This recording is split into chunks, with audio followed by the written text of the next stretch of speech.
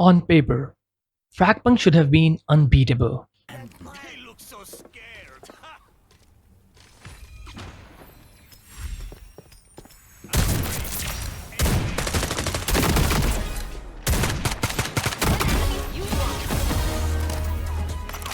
Take the search and destroy, plant the bomb structure that made Counter-Strike and Valorant what they are. Pair it with a gunplay that feels as snappy and forgiving as Call of Duty. Add tactical movement with a sprint layer on top. Then throw in this completely unique card system that can flip the rules of the match mid-game. That's a stacked pitch. And when it launched, it looked exactly like that. The fresh thing this genre had been missing for a while. And for the first few hours, it genuinely delivers. The shooting feels great, punchy, easy to pick up, satisfying the moment you connect.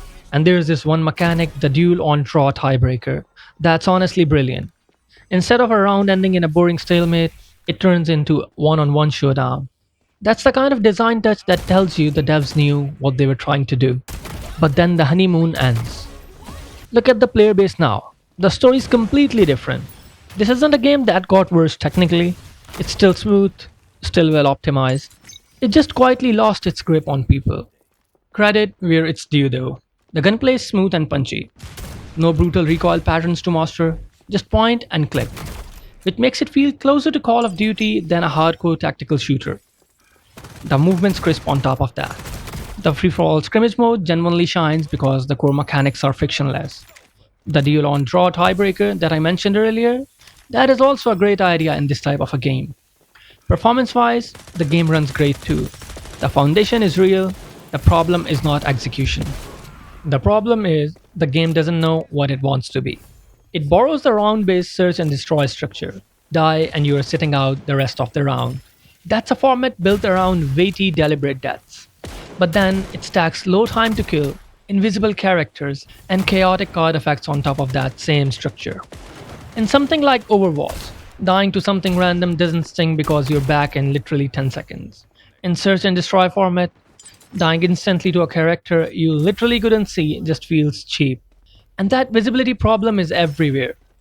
Enemy silhouettes blend right into the environment half the time.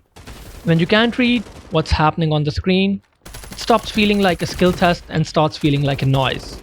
Then there's the card system. In theory, it's a smart idea. Team-based modifiers that can actually swing a match.